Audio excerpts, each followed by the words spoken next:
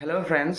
So this is a very important video और ये मैं पहली बार कोई वीडियो हिंदी भाषा में बनाने जा रहा हूँ, ठीक है। क्योंकि ये नेशनल मुद्दा है तो इसलिए मैं हिंदी भाषा में पहली बार कोई वीडियो बनाने जा रहा हूँ। तो इस वीडियो को मैंने 2 पॉइंट के इर्द-गिर्द रखा है, ठीक है। तो पहला पॉइंट है कि मेरा एक भैया है जिसका नाम, कहाँ पे रहता है और कुछ भी मैं आपके साथ शेयर नहीं करने वाला, ठीक है। तो उन भैया के साथ मैं हमेशा डिबेट करता रहता हूँ, ठीक है, कि अरे ये तो गलत है, ये सही है। तो वो भैया बता रहे हैं कि नहीं, सोनम वांगचुक गलत है, सीजेपी गलत है, ब्ला ब्ला ब्ला। और मैं बता रहा हूँ नहीं, वो गलत नहीं है, ठीक है। तो उनके साथ जो बहस है, उस बहस को लेकर एक डिस्कशन होगा।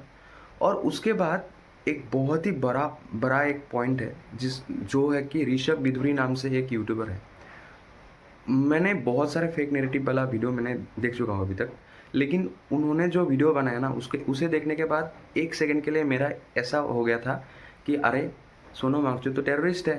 तो अभी मैं क्या करता हूँ, मेरा जितना भी अभी पोस्ट किया है उनके फ़ेवर में, मैं उन सबको डिलीट कर देता हूँ और उसके बाद मैं सबसे अपोलॉजी माँग लूँगा, क्षमा क्षमा माँग लूँगा सबसे, हाँ। लेकिन क्या हुआ कि उसके बाद कुछ अलग हुआ। तो क्या अलग हुआ, क्या कुछ नहीं हुआ, वो सब मैं बताऊँगा इस वीडियो में। तो पहले ही बोल देता हूँ कि मेरा हिंदी उतना अच्छा नहीं है, सो इसलिए मेरे भाषा से ज़्यादा मेरे पॉइंट को ज़्यादा इम्पोर्टेंस दीजिएगा। सो पहला पॉइंट कि हमारे साथ जो डिबेट हुआ, तो उसमें भैया पहले बता रहे हैं कि धर्मेंद्र प्रधान का इस्तीफ़ा मुझे भी चाहिए। मैं उसको समर्थन नहीं करता। मैं भी बोला अरे भैया, मैं भी समर्थन नहीं करता। तो इस पॉइंट में मैं और मेरा भैया एक जैसे हैं। और मैंने जितने भी ऐसे लोग देखे हैं जो कि इस प्रोटेस्ट के खिलाफ है, वो सभी लोग यही बोल रहे हैं कि हाँ, धर्मेंद्र प्रधान से किसी को, मतलब धर्मेंद्र प्रधान से इस्तीफ़ा सभी को चाहिए, ठीक है? इसमें तो किसी को कोई प्रॉब्लम नहीं है, ठीक है? और अगर किसी को प्रॉब्लम होता तो मैं उसको कैसे धोना है मुझे पता है, ठीक है? मुझे पता है कि कितना सारा ब्लंडर होता है हायर एजुकेशन में, ठीक है? तो मैं अभी उसको धो देता, ठीक है? मैंने पर्सनल एक्सपीरियंस भी है एजुकेशन सिस्टम को लेकर। तो अ, एक बात तो सही है कि ठीक है, सब लोग ये तो मानते ही है कि धर्मेंद्र प्रधान को इस्तीफ़ा मिलना ही चाहिए, ठीक है? ओके। उसके बाद सेकंड पॉइंट आता है कि सीजेपी गलत है। सीजेपी में बहुत सारे एंटी नेशनल नारे लगाए जाते हैं, उमर खालिद की शपथ और बहुत कुछ, ठीक है? तो मैं क्या बोलता हूँ कि जितने भी वीडियोस है सीजीबी को लेकर, उनमें से 50% वीडियो है फेक, कम्प्लीटली फेक वीडियो, ठीक है। उसमें 25% वीडियो ऐसा है कि जो कम्प्लीटली फेक तो नहीं है, बहुत पुराना वीडियो है या नया वीडियो है जो कि क्लिप काट काट कर एक फेक नैरेटिव बनाने की कोशिश किया गया है, ठीक है। 75% वीडियो का कोई बेस ही नहीं है, लेकिन 25% वीडियो हाँ सच में ऐसा है जो कि आपत्तिजनक ज़रूर है। जैसे कि मैं सब अभी तो सिर्फ बता रहा हूँ, मैं प्रूफ के बिना कुछ नहीं बताऊँगा। मैं 2-4 क्लिप लगा दूँगा यहाँ पर, जिसे देखकर आप समझ जाएँगे कि हाँ, कैसे फेक नैरेटिव फैलाया जा रहा है और उसका काउंटर वीडियो भी अवेलेबल है, काउंटर फैक्ट्स भी अवेलेबल है। सिर्फ फ़र्क इतना है और आपको सिर्फ इतना काम करना है कि आप खुद जाके, आप मुझे बिलीव मत कीजिए।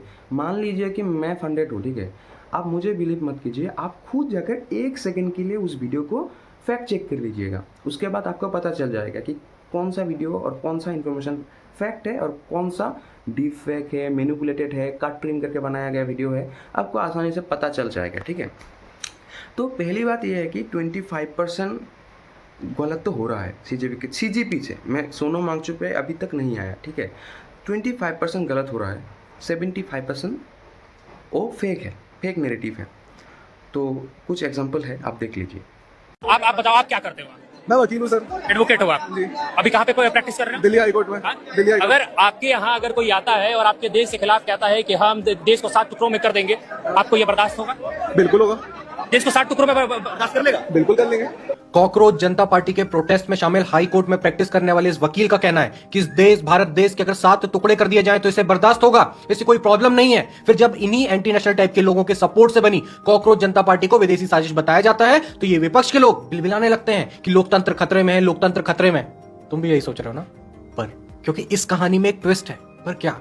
रियलिटी में भारत के टुकड़े करने का समर्थन करने वाला ये मयंक नाम का आदमी उन्हीं संघियों का एक जासूस है जो ऐसी ही एक दो क्लिप निकालकर पूरे आंदोलन को बदनाम करने की साजिश करने में लगे रहते हैं। बस इस बार गलती ये हो गई कि 2 रुपए लेकर ट्वीट करने वाले बीजेपी आईटी सेल वालों को ये नहीं पता था कि उनका ये धुरंधर अजय सान्याल का अपना बच्चा निकल जाएगा। तो इन्होंने हमेशा की तरह कैपिटल लेटर्स में शॉकिंग, शेमफुल और फॉरेन फंडिंग बोलकर इस क्लिप को वायरल करना शुरू कर दिया। पर जब ये बात अजय सान्याल मतलब इस जासूस के हैंडलर अभिजीत अय्यर मित्रा को पता चली तो वो पैनिक मोड में आ गया और ट्वीट कर करके आईटी सेल मतलब अपने साथियों को बताने लगा कि मयंक बच्चा है मेरा और मैंने ही उसे 6 जून का सीजेबी प्रोटेस्ट कवर करने भेजा था। अरे तुम ये व्हाट्सएप का स्क्रीनशॉट देखो जहां ये मित्रा मयंक से कहता है कि उन इडियट्स मतलब आईटी सेल वालों को नहीं पता कि तू मेरा जासूस है। अब सोचो ये तो वो केस है जो इन आईटी सेल वालों के चूतियापे के कारण सामने आ गया, पर इन आईटी सेल वालों ने पिछले कुछ सालों में इसी तरीके से न जाने कितने ही प्रदर्शनों को बदनाम किया होगा। मित्रा बस नाम रहेगा अल्लाह का, ये हाईएस्ट वेदांत है। अल्लाह का मतलब वो शक्ति जो हम सब में है। अब अगर मैं इस वीडियो के बाद कुछ नहीं भी बोलूंगी ना तो भी मैं हिंदू मुस्लिम कर रही हूँ, क्योंकि मैंने ये वीडियो उठा लिया है। और अगर मैं बोलूंगी तो भी मैं हिंदू मुस्लिम कर रही हूँ। मुझे समझ नहीं आता क्यों हर कोई एक पर्टिकुलर कम्युनिटी को खुश करने में लगा हुआ है। क्यों हिंदू मुस्लिम तो आप कर रहे हो, इसमें तो कोई डाउट है नहीं। हिंदुस्तान के one of the biggest spiritual leaders संत कबीर का एक दोहा, कहे कबीर सुनो भाई साधो, एक है अल्लाह राम सोए, यानी कि अल्लाह और राम एक ही शक्ति के अलग अलग नाम है। आप उस सुप्रीम पावर को नाम कुछ भी दो, लेकिन हम अल्लाह को भगवान नहीं मानेंगे क्योंकि वो दूसरी लैंग्वेज का शब्द है। हम कबीर की नहीं मानेंगे, हम अपनी चलाएंगे। तो कबीर से ज्यादा समझदार, कबीर से ज्यादा धार्मिक आप हो नहीं सकते। यानी कि कबीर भी आ जाए तो वो भी तुमसे ये कहेंगे कि तुम हिंदू मुस्लिम कर रहे हो, लेकिन अल्लाह नाम आते ही तुम ट्रिगर हो जाते हो। जो नज्म यहाँ पर गाई जा रही है वो एक बहुत ही renowned respected poet sir Faiz Ahmad Faiz की लिखी हुई है, जो कि उन्होंने पाकिस्तानी हुकूमत के अगेंस्ट, जियाउल हक जो तानाशाह था वहाँ उसके अगेंस्ट, इस्लामिक ऑर्थोडॉक्सी के अगेंस्ट लिखी थी। लाजिम है कि हम देखेंगे सब ताज उछाले जाएंगे, सब तख्त गिराए जाएंगे, एक नाम रहेगा अल्लाह का। लाजिम है कि हम भी देखेंगे,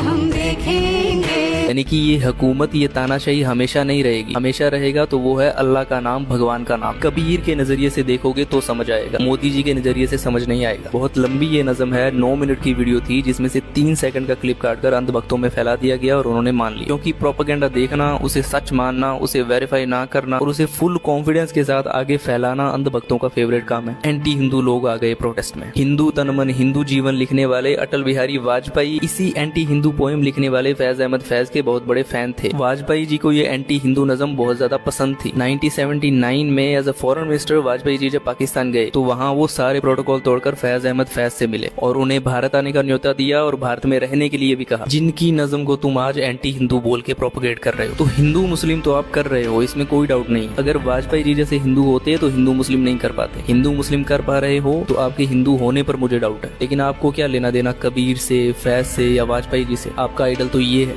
तो आपसे हिंदू मुस्लिम के अलावा कुछ और करने की उम्मीद की भी नहीं जा सकती।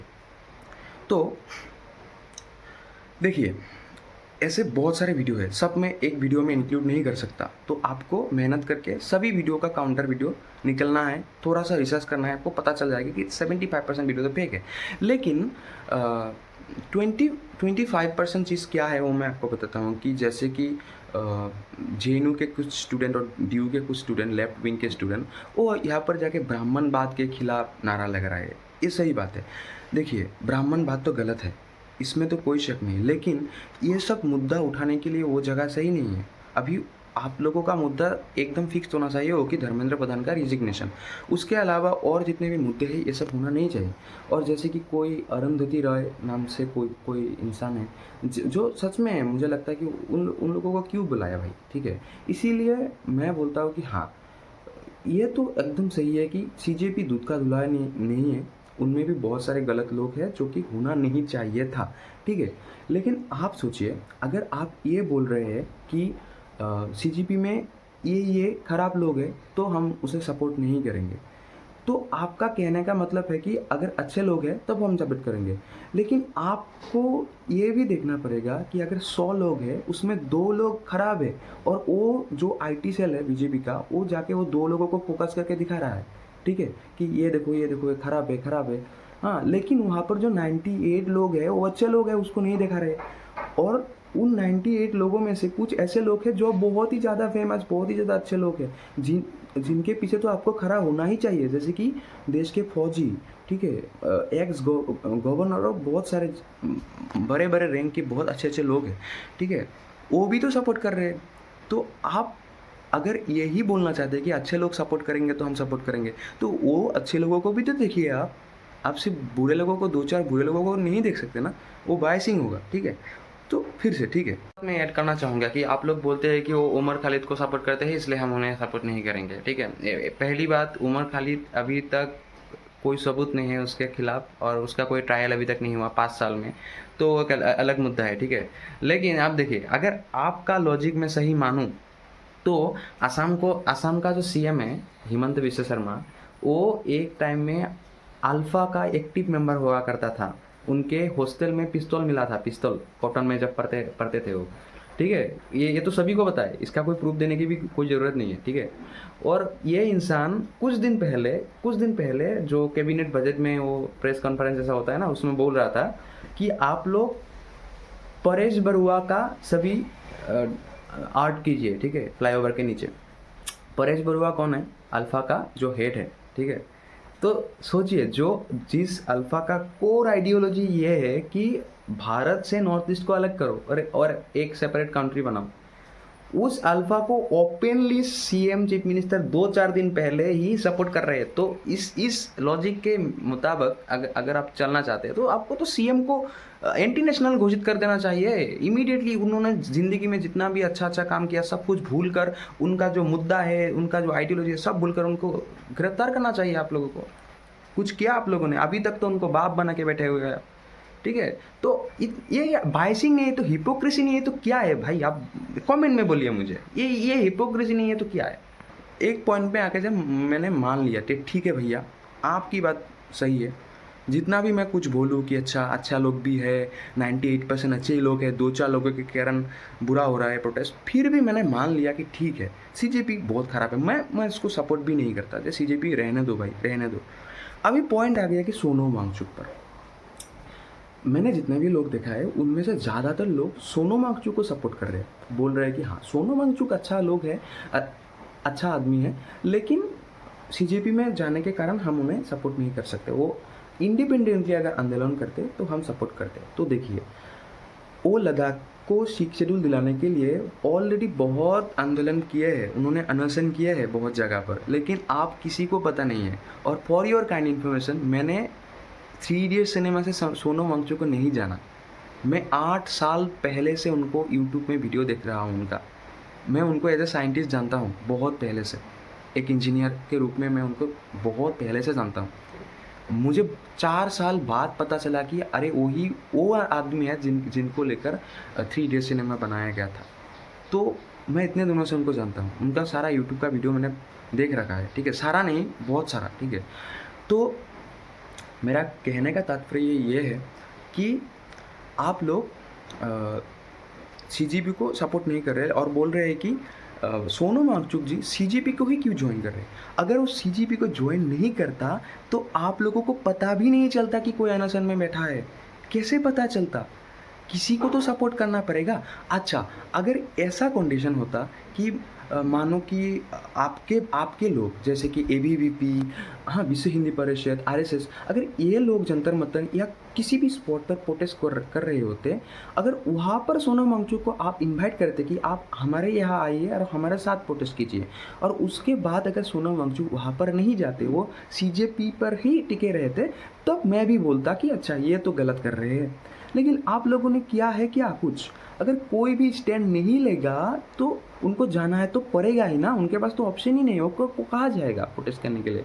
अकेले प्रोटेस्ट करेगा तो कोई पहचानेगा भी नहीं, भीड़ तो लगेगा ना, उनको भी भीड़ चाहिए, ठीक है।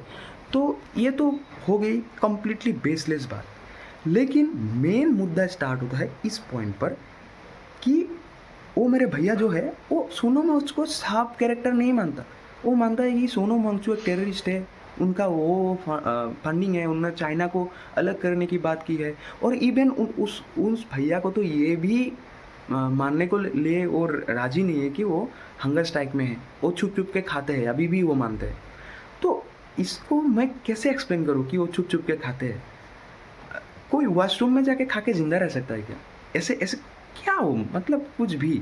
लेकिन ठीक है, मैं उसके लिए भी कुछ बोलूँगा कि अगर वो छुप के खाते हैं और 19 दिन में कुछ लोग बोलते हैं कि अरे यार आप खुद उनका विजुअल देखिए, वो पहले कैसे थे, कितना सूख गए हैं भाई। मेरा आंखें उतना अच्छा नहीं है, लेकिन मैं ही पकड़ पा रहा हूँ कि भाई कितना सूख गया है ये इंसान। आप थोड़ा अपनी ईगो को साइड में रख के देखिए ना, क्या हालत हो गया है उनका। उनका जो डॉक्टर है ब्लड रिपोर्ट दिखा रहा है 8.5 kg का लॉस दिखा रहा है, वो डॉक्टर भी बिके हुए हैं, वो जो रिपोर्ट है वो भी गलत है, सब कुछ मतलब कुछ भी, ठीक है। तो ये इसका आंसर मैं नहीं दे सकता, मतलब ठीक है, क्या ही दूँ मैं, ठीक है। मान लो आप मान लो कि वो हंगर स्ट्राइक नहीं कर रहे, फेक है, ठीक है, इसमें मैं कुछ नहीं कर सकता आप लोगों के साथ। लेकिन जो है कि उनको जैसे उठा के लेके गया, मैंने भैया को बोला कि अगर वो हंगर स्ट्राइक नहीं कर रहे हैं, वो अगर छुप छुप के खा ही रहे हैं, तो गवर्नमेंट क्यों उनको ऐसे पकड़ के ले गया कि ताकि वो बचे रहे, मरे ना, ठीक है। तो आपको थोड़ा रैशनली सोचना चाहिए इस विषय में, ठीक है। और बहुत सारे एलिगेशंस हैं जो कि मैं अभी एक वीडियो में दिखाने वाला हूँ। जब चीन घुस आता है तो लद्दाख के लोग जान देकर रोकते हैं, मगर अब अगर भारत सरकार हमारे लिए कुछ नहीं कर रहा है तो अगली बार वो आए तो हम उनको रास्ता दिखाएंगे, हम रोकेंगे नहीं, हम जान क्यों दे। और यहाँ के एक फेमस कॉमेडियन हैं जिन्होंने कहा कि जब चीन घुस आता है तो लद्दाख के लोग जान देकर रोकते हैं, मगर अब अगर भारत सरकार हमारे लिए कुछ नहीं कर रहा है तो अगली बार वो आए तो हम उनको रास्ता दिखाएंगे, हम रोकेंगे नहीं, हम जान क्यों दे। और लद्दाख के लोग हर बार की तरह भारत की रक्षा करते रहेंगे, सैनिकों की तरह। जय हिंद, जय भारत। ये ऐसे राम निकले जो सीता को रावण से छुड़ा के लाए, मगर घर नहीं ले गए, भरी बाजार में बिकने के लिए रख दिए। ये ऐसे राम निकले जो सीता को रावण से छुड़ा के लाए, मगर घर नहीं ले गए, भरी बाजार में बिकने के लिए रख दिए। अब मैं आपको इसकी पूरी सच्चाई बताऊंगा, लेकिन उससे पहले दो शब्द। गू पे गू खा खा के, टट्टी पे टट्टी खा खा के, गोबर पे गोबर खा खा के, उस पे नहा नहा के दिमाग में बस गोबर घुस गया इनका। इनको छोटी सी एक क्लिप दिखा दो कहीं से जिसका कोई कॉन्टेक्स्ट नहीं, वो देख के ना कोई रिसर्च ना कोई पढ़ाई लिखाई, अंधभक्तों की नई फौज तैयार हो रही है जो कि एक वीडियो पे अपना पूरा जजमेंट बना लेंगे, लोगों को गुमराह करने की कोशिश करेंगे। ये देख इनकी पूरी वीडियो। अभी प्रधानमंत्री जी जम्मू कश्मीर आए थे, जब वो कश्मीर में आए थे तो उन्होंने कहा था कि वो वहाँ के लोगों का दिल जीतने आए हैं और उनसे कनेक्ट करने आए हैं। तो आपको क्या लगता है कि भारतीय जनता पार्टी लद्दाख के लोगों का दिल जीत पाई है या नहीं? क्योंकि आप जैसा कह रहे हैं कि 2 बार उन्होंने वादे किए हैं लेकिन पूरा नहीं कर पाए। लद्दाख के लोगों का दिल पूरी तरह से वो जीत चुके थे 2019 में। इतने ज्यादा कृतज्ञ मैंने लद्दाख के लोगों को कभी नहीं देखा जब उन्हें एक अलग केंद्र प्रशासित घोषणा किया था, यूनियन टेरिटरी। मगर अब लोगों को ये लग रहा है उन्होंने हमें आसमान से बचाया और खजूर पे लटकाया। मैं तो इस तरह देखता हूं कि ये ऐसे राम निकले जो सीता को रावण से छुड़ा के लाए, मगर घर नहीं ले गए, भरी बाजार में बिकने के लिए रख दिए। तो लद्दाख को अभी उद्योग और खनन और ये सब गुटों के लिए, खरीद फरोख्त के लिए खुला छोड़ दिया है बिना कोई संरक्षण के। वो भी तब जब उन्होंने खुद वादे किए। अगर वादे नहीं किए होते तो हम सिर्फ शिकायत करते।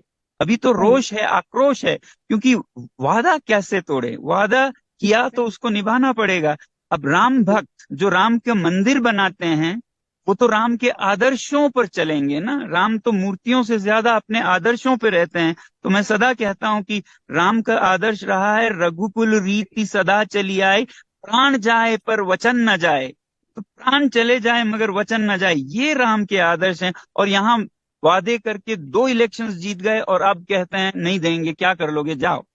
ऐसे लड़कियों से तुम क्या ही एक्सपेक्ट कर सकते हो जो कि पैसे देने पर मन मुताबिक जहां आपको अपॉर्चुनिटी दिख रही है वहां पे आप जाके कभी राधा राधा करो, एंड जहां कोई आपको ज्यादा पैसे फेंक दे तो आप हिजाब पहन के मुस्लिम कल्चरल फेस्टिवल में चले जाओ एंड फिर दोगलापना दिखाओ। इनके बातों पे मत आया करो, अपना दिमाग यूज करा करो, पढ़ाई लिखाई करा करो, पूरी सच्चाई जाने बगैर कभी भी किसी पे कोई भी आरोप मत लगाया करो। बिकॉज रिसर्च करने के लिए भी दिमाग चाहिए होता है, अंधभक्तों के पास तो टट्टी भरा हुआ है। तो जैसे कि आपने देखा कि ये 2-4 मैंने दिखा दिया आपको, हाँ, वीडियोस। ऐसे हज़ारों वीडियो है जो कि फेक है, कम्प्लीटली फेक नैरेटिव फैलाने की कोशिश किया जा रहा है। तो आप लोग को देखना पड़ेगा कि जब जब भी आप ऐसे वीडियो देखते हैं तो एक बार फेक चेक ज़रूर कर लीजिएगा, ठीक है।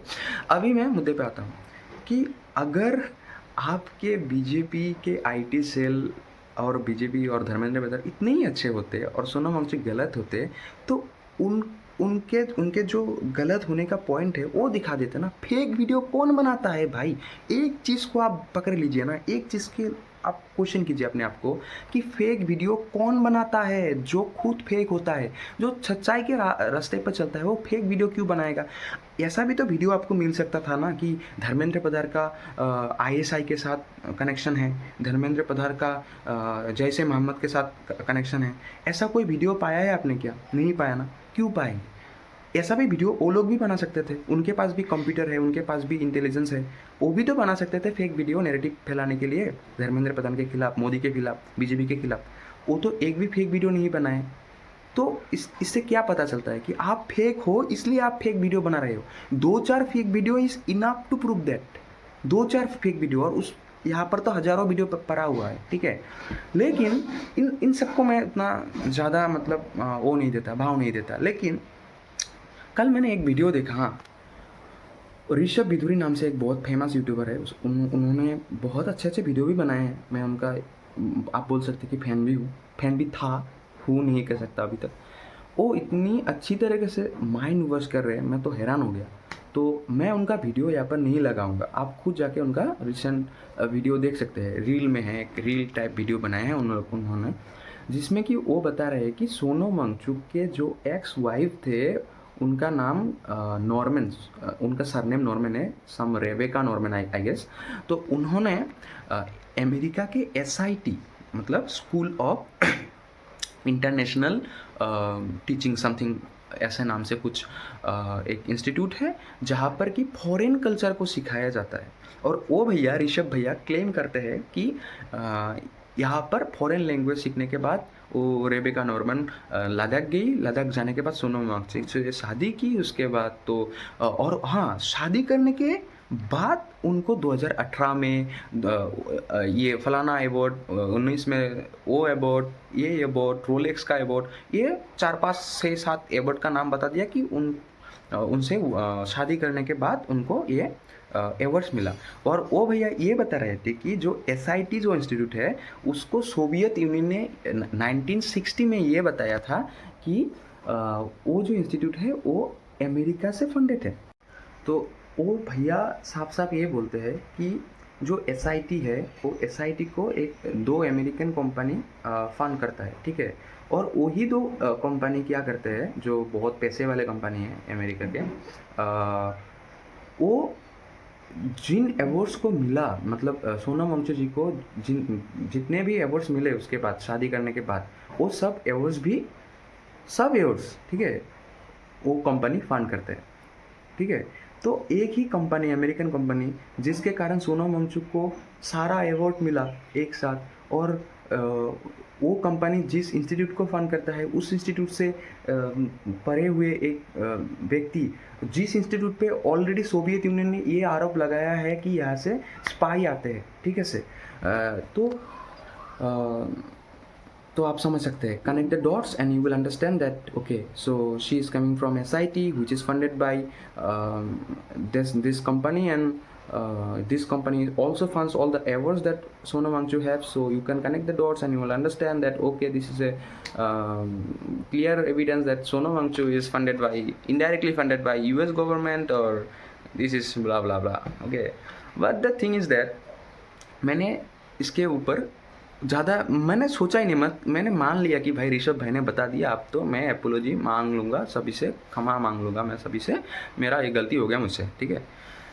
लेकिन एक पल के लिए मैंने सोचा कि अगर पैसों के लिए कोई अपने आप को रिस्क में, लाइफ थ्रेटनिंग रिस्क में क्यों डालेगा? पैसे लोग क्यों चाहते? पैसा में, अगर मैं पैसा कमाऊँगा किस लिए कमाऊँगा? ऐश करने के लिए ना। मैं अमेरिका जाऊंगा, ब्राज़ील जाऊंगा, दुबई जाऊंगा, घूमूंगा फिरूंगा, मजा करूंगा यार। लेकिन कौन बंदा ये करेगा कि मरने के लिए फॉरेन से पैसा ले रहा है? कोई करेगा क्या? ये नहीं करेगा ना।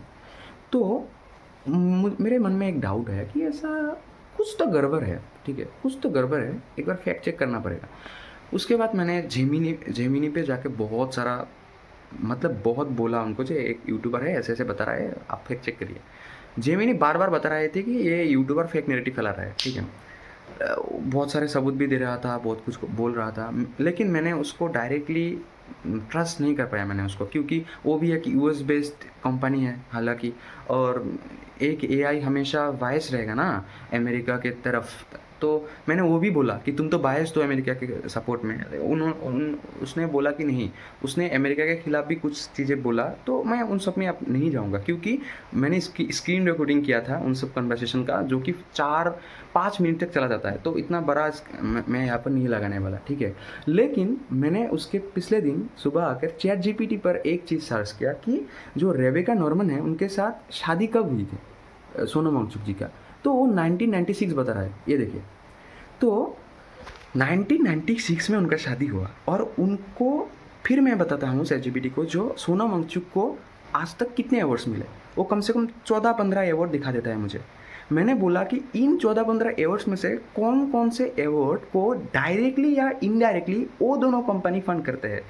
उन्होंने बोला कि डायरेक्टली तो एक भी अवार्ड ऐसा नहीं है, लेकिन 2 अवार्ड सिर्फ ऐसा है जो कि वो दोनों कंपनी इनडायरेक्टली फंड करता है, और वो भी सिर्फ 2 अवार्ड, ठीक है। और वो भी उनको कब मिला, 2018 और 2020, शायद 20 और 18 इन वक्त में मिला। तो आप सोचिए कि शादी किया 1996 में, उसके बाद डाइवोर्स कब हुआ उसका कोई इन्फॉर्मेशन अभी तक नहीं है। अभी कोई और वाइफ है उनका, गीतांजलि नाम से, तो वो 1996 में आए थे। अगर उनका मकसद ये था कि भारत को तोड़ना है, कुछ करना है, तो वो 30 साल तक क्यों इंतज़ार करेगा। और ये भैया बोल रहा है कि जितने भी अवार्ड्स के रूप में उनको पैसा मिला और ब्ला ब्ला ब्ला, तो पहले भी मिल सकता था ना। अगर सब फंडेड थे तो ये 14-15 अवार्ड कहाँ से आए? ये तो उनके मेरिट के बेसिस से मिला ना उनको, तो 14-15 अवार्ड कैसे आए भाई, ठीक है। कुछ लोग बताते हैं कि जो आई स्तूपा बनाया था उन्होंने, एक्चुअली 1980s में किसी और ने बनाया था। भैया वो ऐसा है कि किसी और ने स्टार्ट किया था, लेकिन उसको फिनिश सोनम जी ने किया था, ठीक है। इसके ऊपर हज़ारों वीडियो पड़े हुए हैं, आप लोगों को खुद जाके फैक्ट चेक करना पड़ेगा, क्योंकि ये हज़ारों चीज़ों को मैं एक वीडियो में कभी डाल ही नहीं सकता, ठीक है।